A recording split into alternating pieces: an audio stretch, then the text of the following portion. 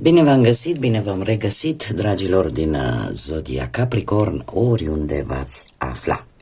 Suntem din nou împreună la o nouă lectură pentru perioada cuprinsă între 19 până pe 25 ianuarie 2026, așa că, dragilor, toți cei care aveți soarele, luna, Venus, ascendentul în Zodia Capricorn, atunci această lectură este de asemenea și pentru voi.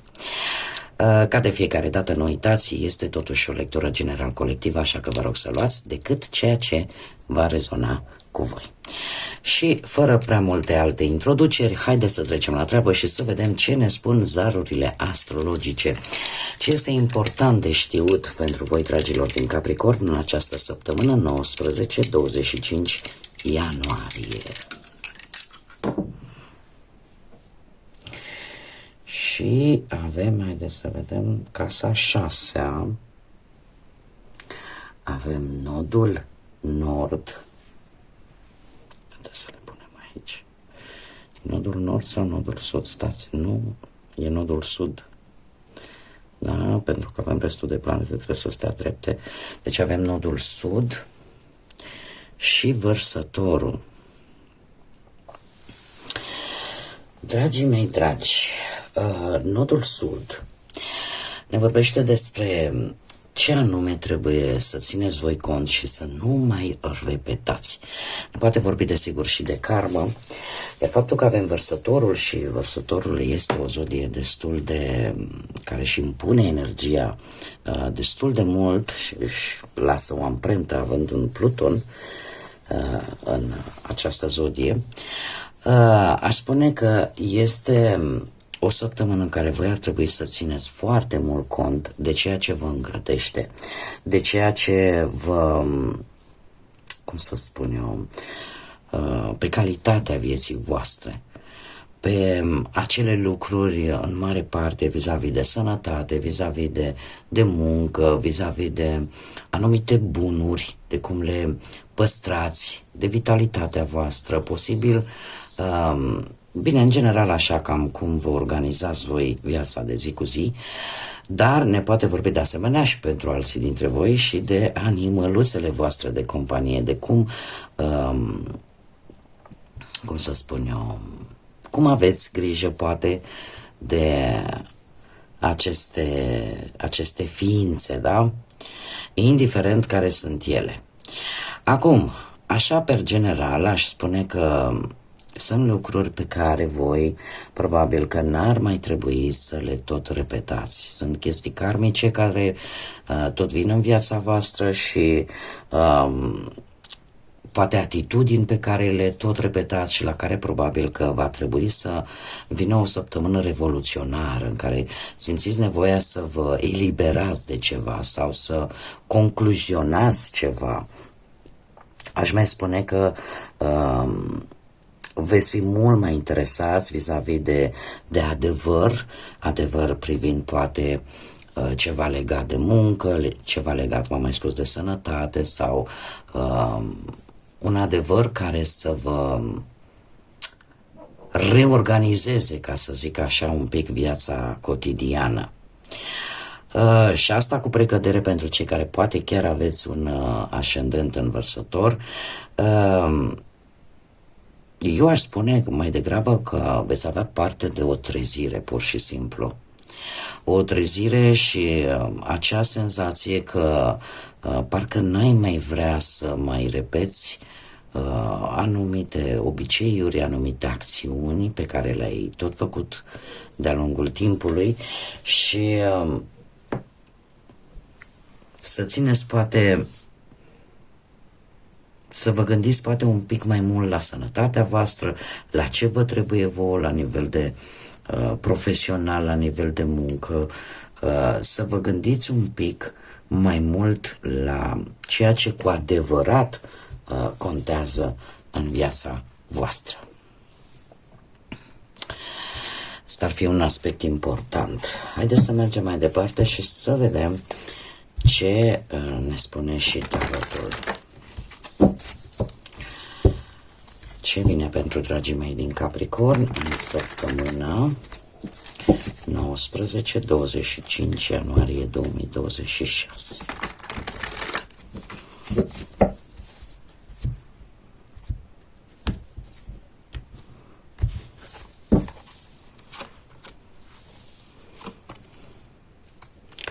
Să știți că lucruri importante,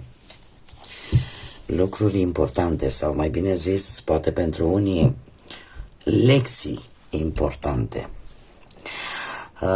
Și aceste schimbări, ales că avem un nou debute, vin pe un proiect, așa la modul general, vin pe un proiect la care voi ați muncit pentru, nu știu, că e plan, că e proiect, indiferent de ce domeniu al vieții vorbim, că e financiar, că e profesional, că e sentimental.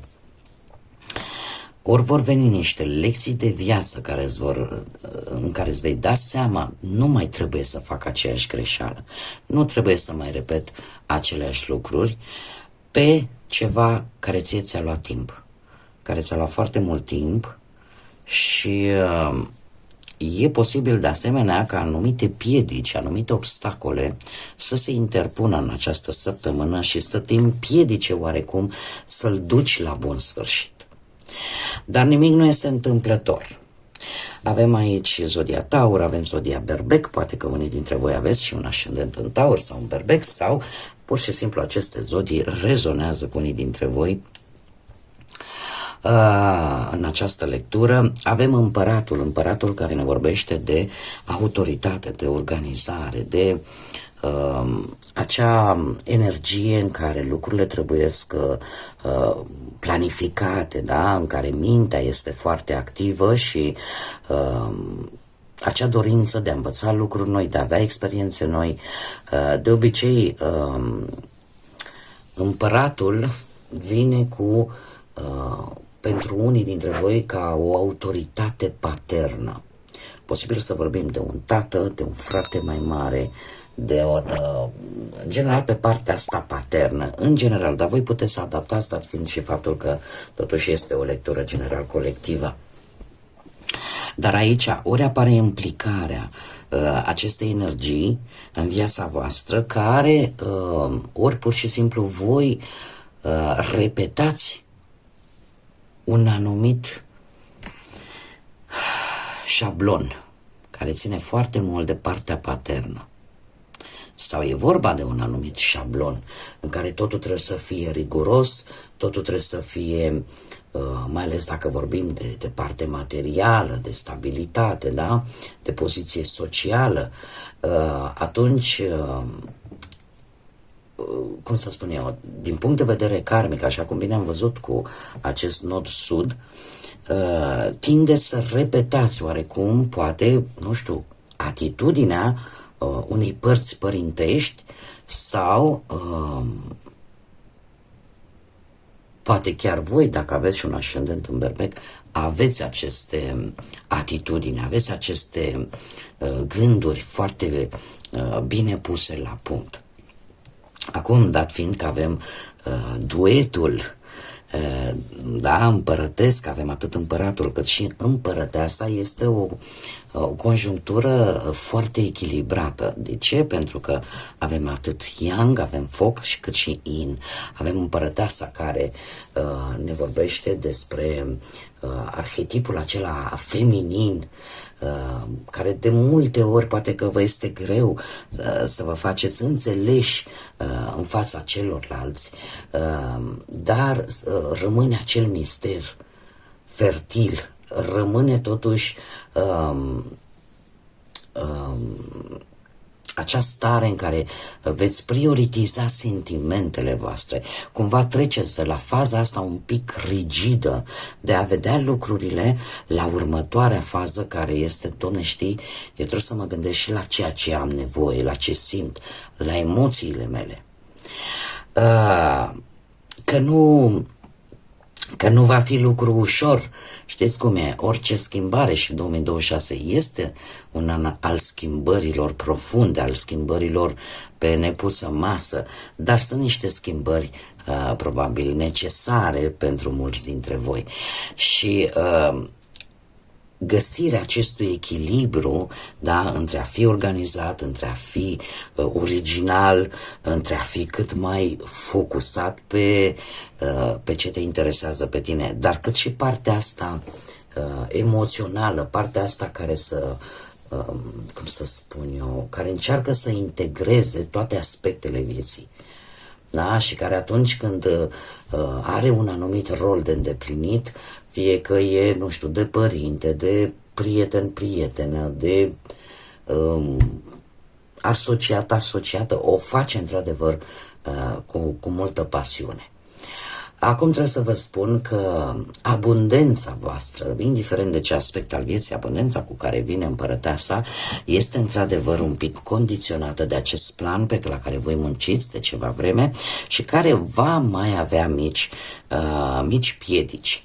Acest nou de bâte despre asta ne vorbește, despre acel punct important în care tu consideri gata, acum o rezolv și gata, dar pe ultimii 50 de metri, uite, mai apare cât o provocare, mai apare cât un obstacol nou care te întârzie. Mare atenție, te întârzie, nu neapărat te și blochează.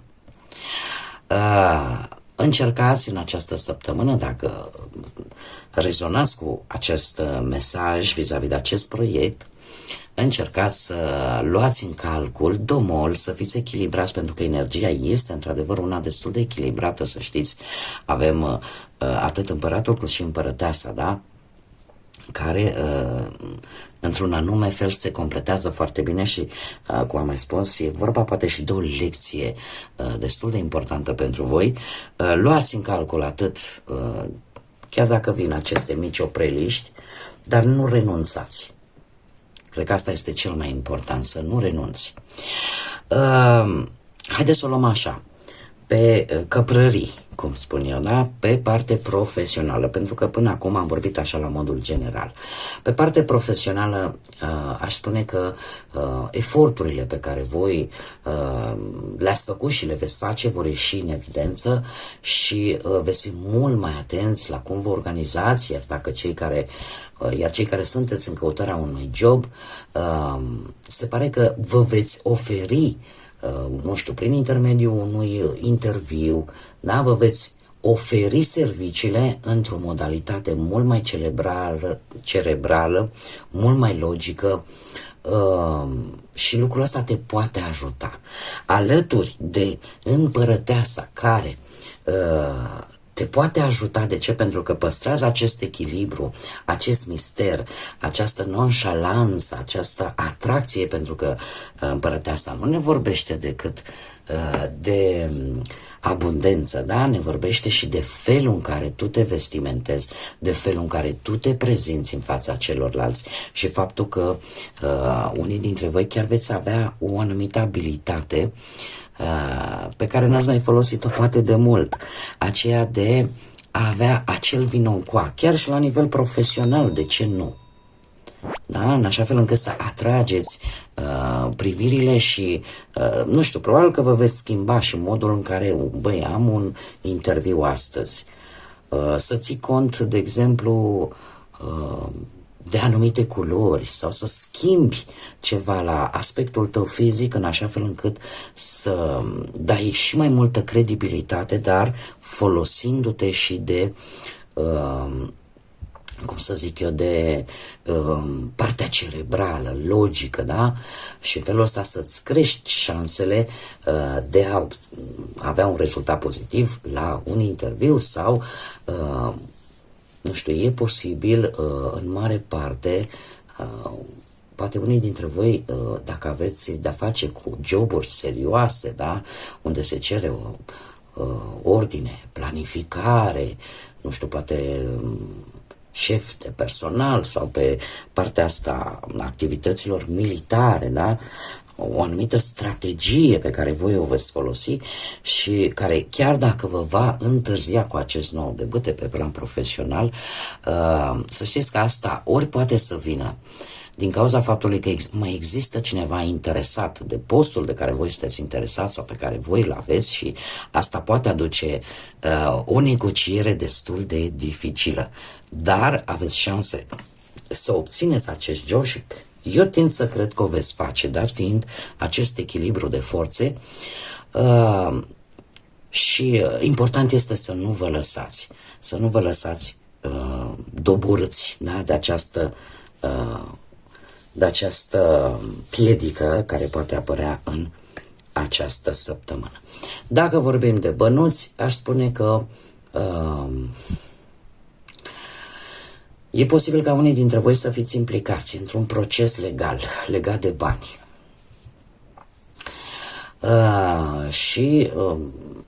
Dat fiind că avem împăratul, aș spune că veți folosi foarte mult logica în această săptămână, în așa fel încât acest proces sau o anumită situație legată de bani să dea rezultate destul de optime, destul de bune. Cu împărăteasa aici, partea asta banilor, se pare că unii dintre voi puteți fi înclinați în această săptămână să faceți o mică donație, nu știu, poate pentru o cauză nobilă sau pentru o persoană care are nevoie de ajutorul vostru. Dar să știți că nimic nu este întâmplător, pentru că sunt șanse, adevărat,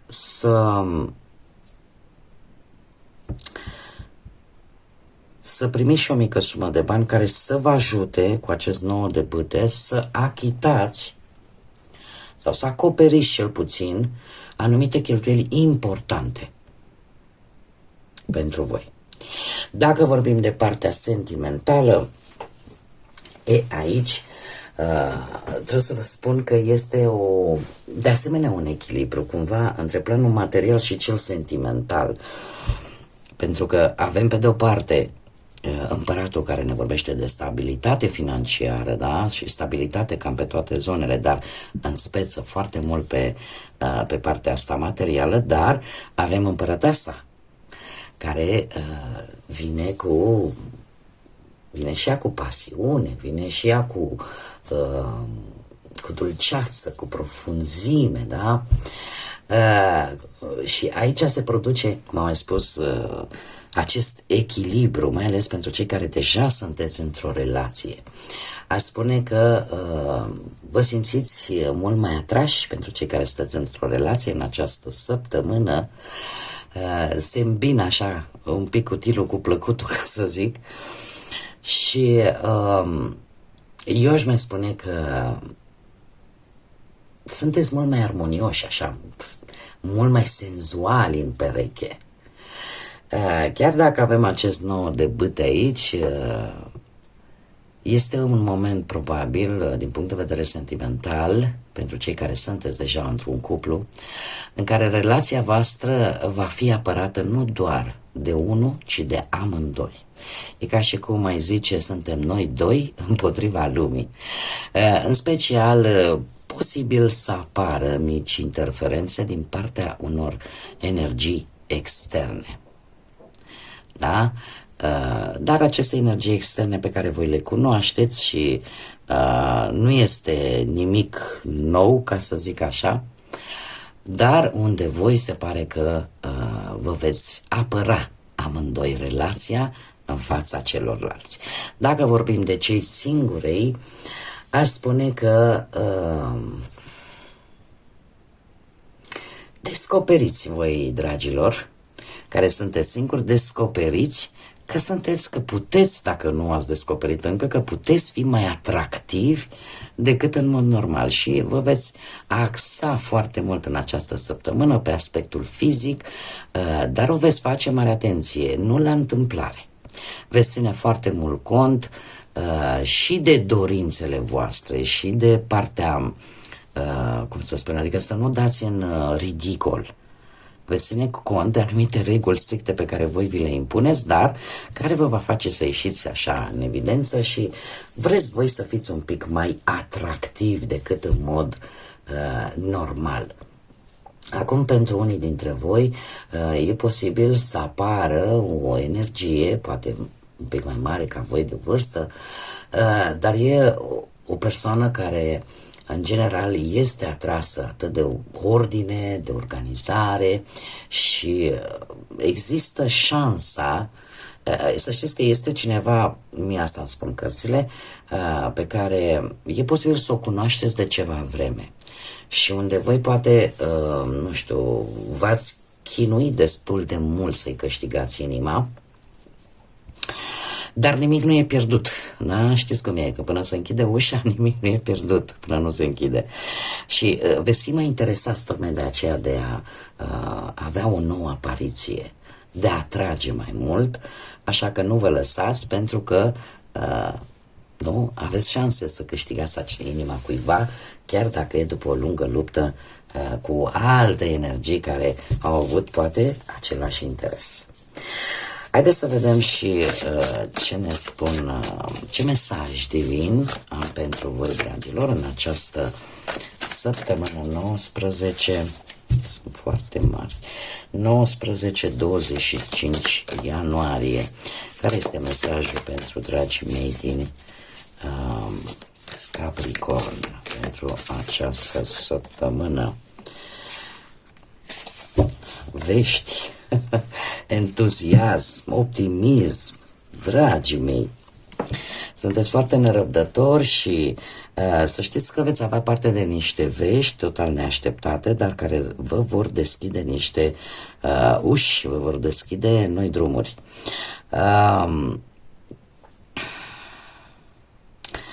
Un îndemn pe care îl dă Universul, divinitatea, este acela de a termina, așa cum bine am văzut, a termina ceea ce tu ai început cu ceva timp în urmă, a nu lăsa lucrurile neterminate. Exact ce vă spuneam, nu vă dați bătuți, pentru că energia este una bine canalizată și probabil că e și păcat, nu? După ce muncești atât de mult pentru o mică piedică care ți se pune, să renunți. Așa că îndemnul este acela de a termina ceea ce voi ați început și a fi mult mai entuziaști, mult mai optimiști, pentru că se pare că aveți potențial în această săptămână. Bun, dragii mei, cam atât am avut pentru voi pentru această nouă săptămână de ianuarie. Eu vă mulțumesc pentru prezență, pentru că mi-ați fost alături și până data viitoare, când ne vom reîntâlni la o nouă lectură, să aveți o săptămână minunată, plină de reușite, de mult bine și, desigur, să fiți iubiți.